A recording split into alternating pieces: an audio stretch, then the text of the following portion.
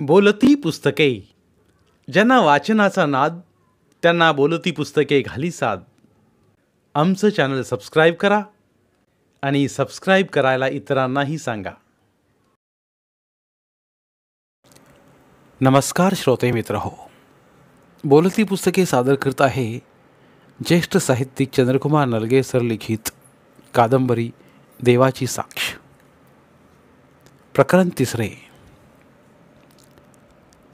गाडी पुढं, आम्ही गाडीच्या मागं.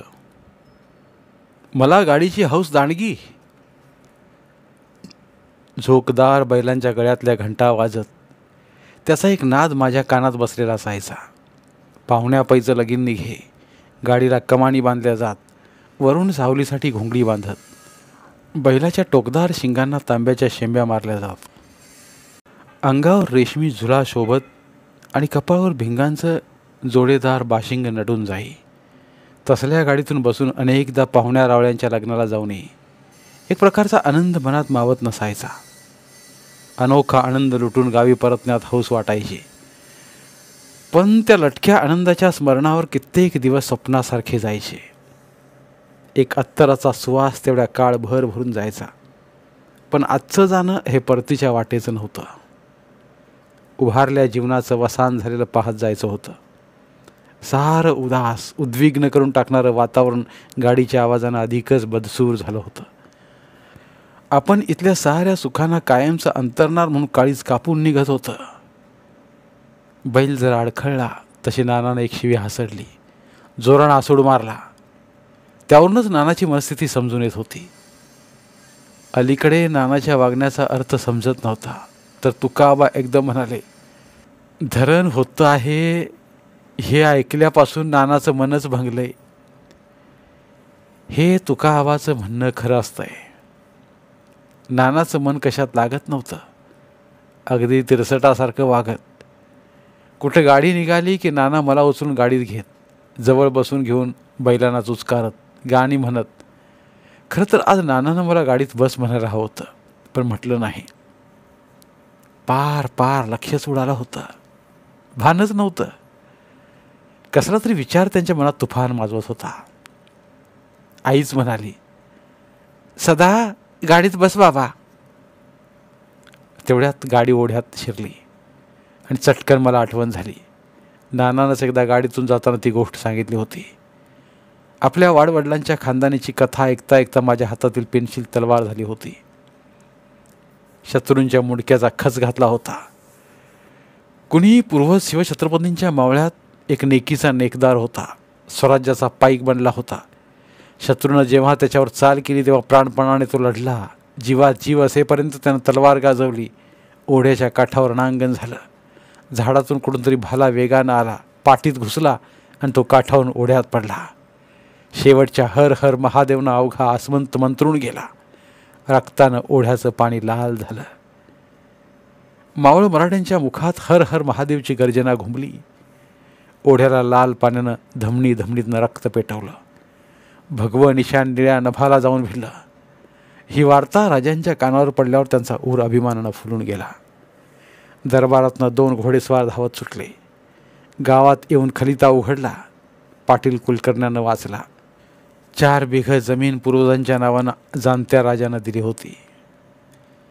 नाना सांगायचा, ह्या जमिनीतलं काळ्या मातीचं ढेकूळ या ओढ्याच्या पाण्यात टाकलं की पाणी रक्तासारखं होतं.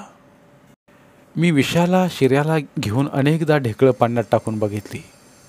कधी पाणी लाल झालं नव्हतं. पण त्यावेळी त्या स्मरणानं शरीराचा कण कण उत्साहानं भरून जायचा.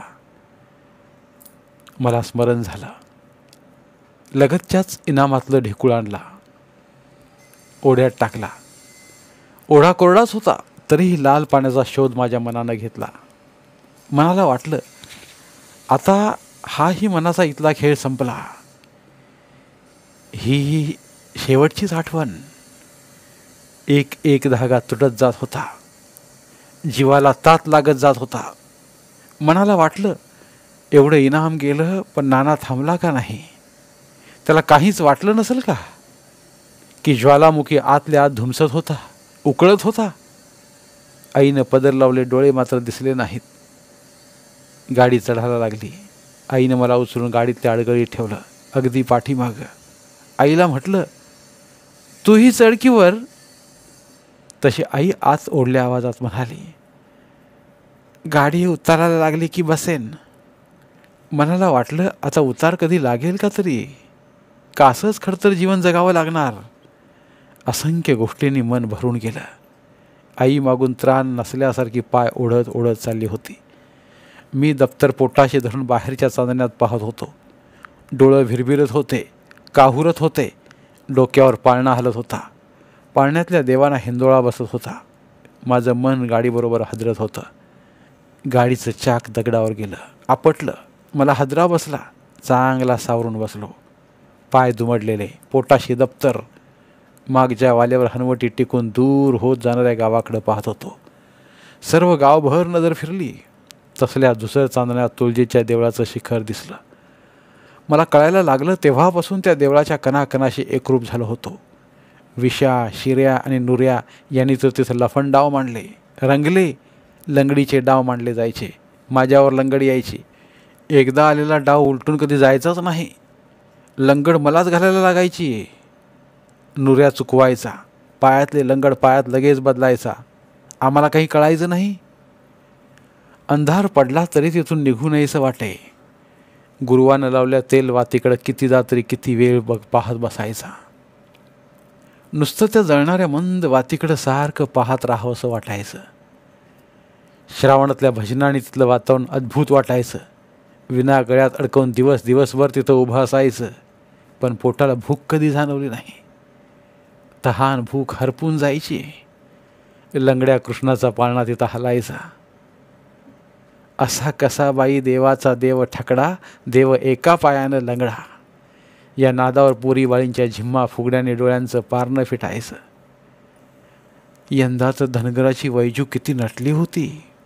तिनं आपल्याला मागच्या पडलीत झोळण्यातल्या लाह्या चोरून खायला दिल्या होत्या. गालगुच्चा घेऊन पसार झाली होती ती. दसऱ्यात धनगराचे ढोल वाजायचे. नुऱ्याचा बाप ताशा वाजवायचा.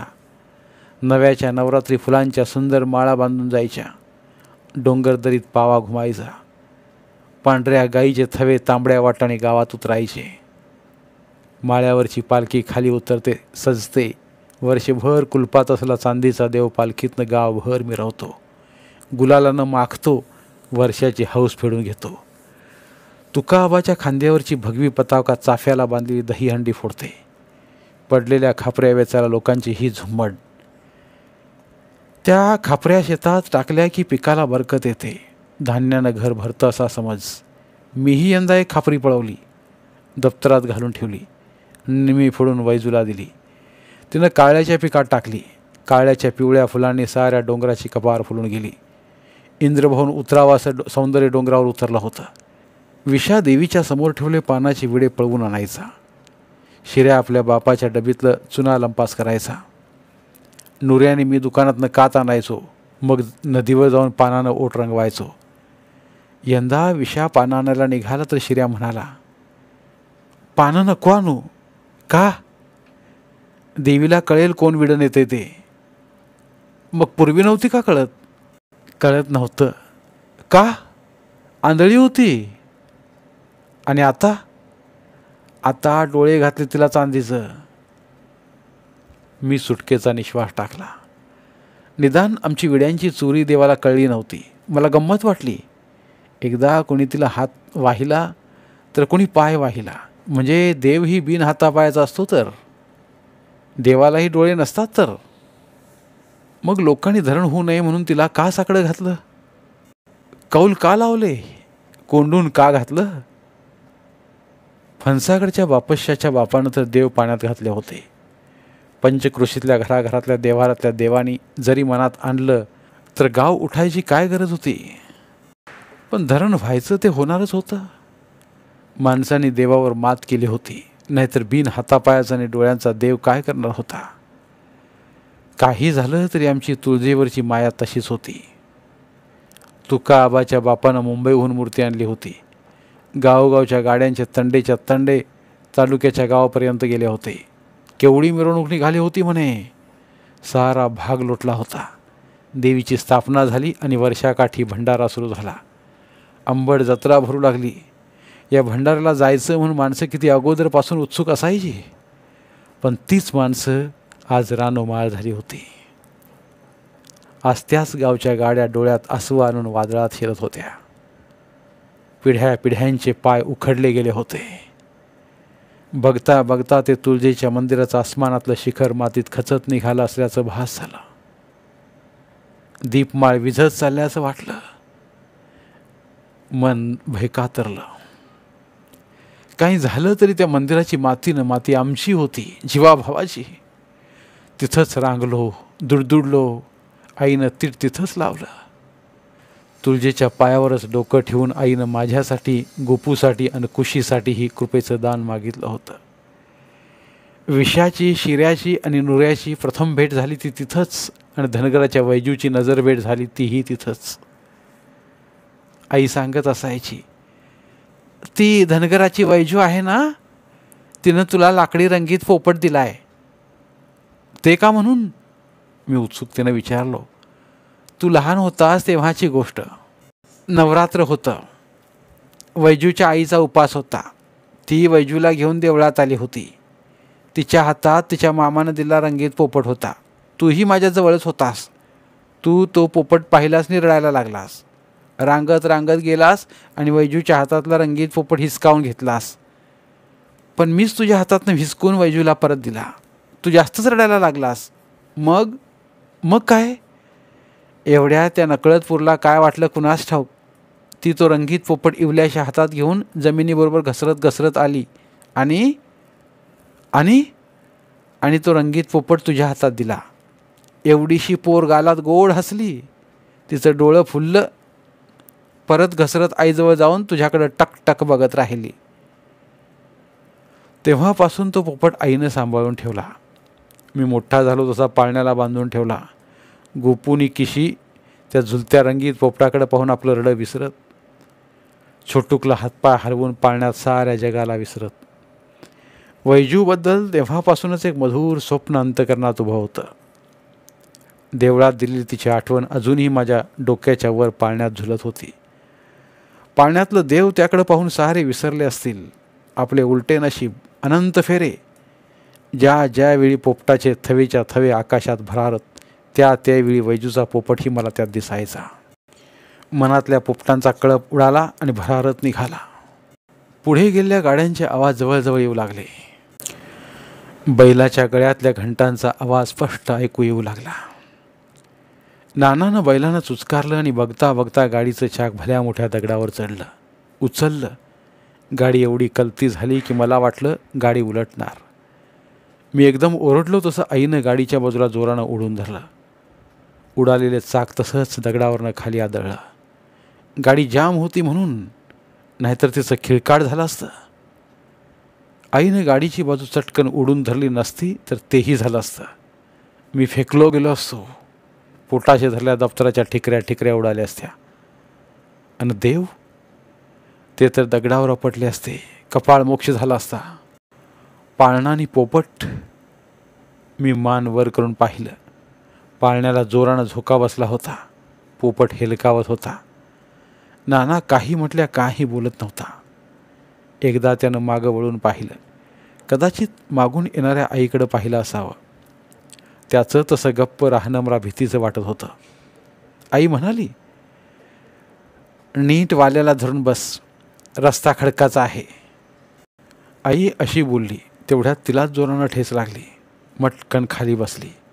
कळवळली असावी. पाय गच्च धरून बसली. मला राहावे ना. नानाला तरी कसं सांगायचं? चालत्या गाडीतून तरी उडी कशी मारायची? गाडी कासराभर लांब झाली तरी आई तिथंच पाय धरून होती, कळवळत होती.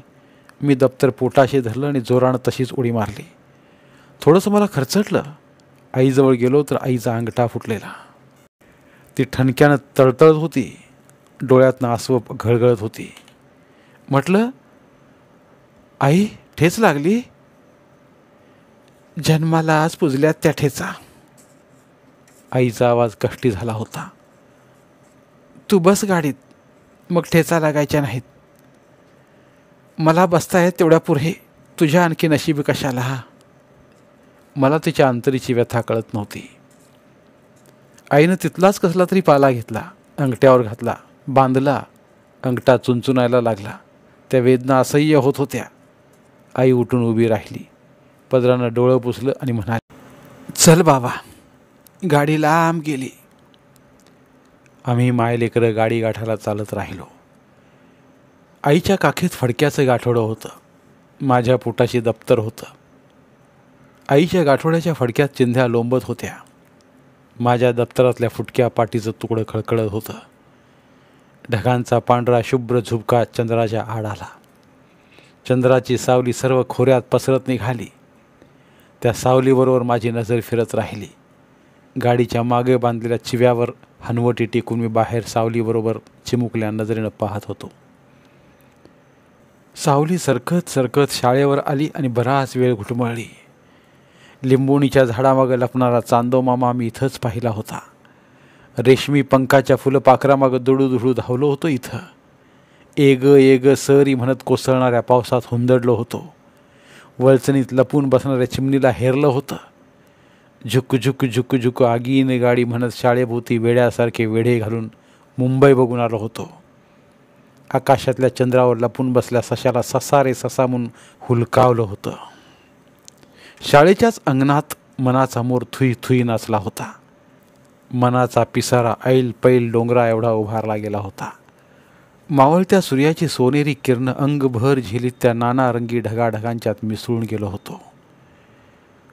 रोजच जत्रा भरत असावी तिथे नदीच्या तटी असं वाटायचं. मग तिथली जाईची नगरी पाहण्यासाठी वरच्या टेकडीवर जाऊन तासन तास बघत बसायचा.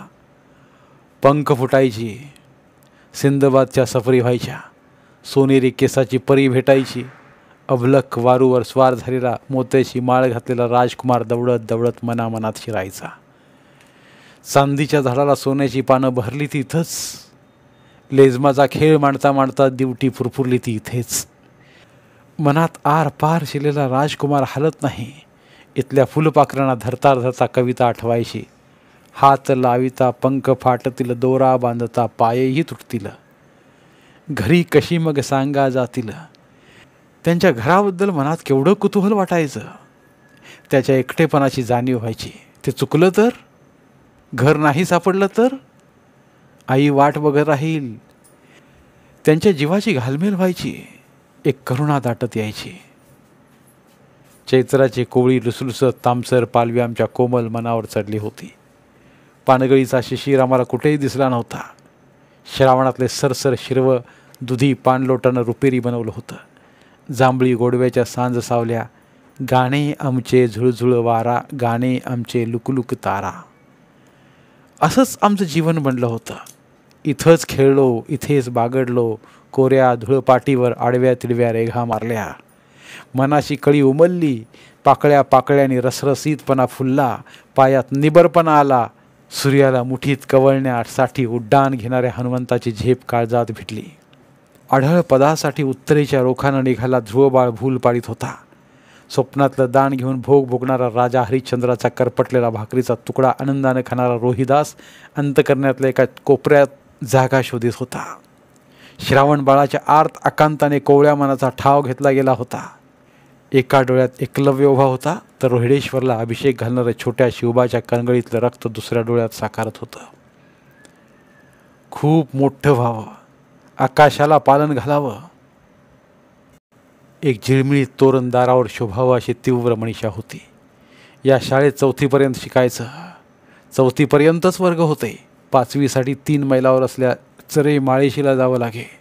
आमच्या गावातून 1-2 मुलं तिथं जात. यंदा 4थी झाली की त्या मोठ्या शाळेत जायची आकांक्षा बाळगली होती. जणू त्या मोठ्या शाळेत जायचं हे एक माझं स्वप्न होतं. चरे माळेशी मला तसं फार आवडलं होतं. एका टेकडीवर ते बसलं होतं. टेकडी ही कशी शानदार, टुमदार, छोटीशी होती. झाडांची खूप गर्दी, सभोवार ओहळांचा वेढा, त्यांचे गर्द कळकाचे तट. टेकडीवरच्या देवळावर असली भगवी पताका वाऱ्यावर फडफडत असायची. मला बाल शिवाजीचा सर केला तोरणा आठवायचा. भगवे निशान त्याशी एकरूप व्हायचं. धन्यवाद. उर्वरित कादंबरी पुढील भागात. धन्यवाद. बोलती पुस्तके श्रोते मित्रांसाठी मराठी साहित्याचा खजिना फक्त 59 रुपयात. फक्त 59 रुपये माफक फी भरून आमच्या साहित्यरत्न या चॅनलचे सभासद व्हा व भरपूर मराठी ऑडिओ बुक्सचा आस्वाद घ्या.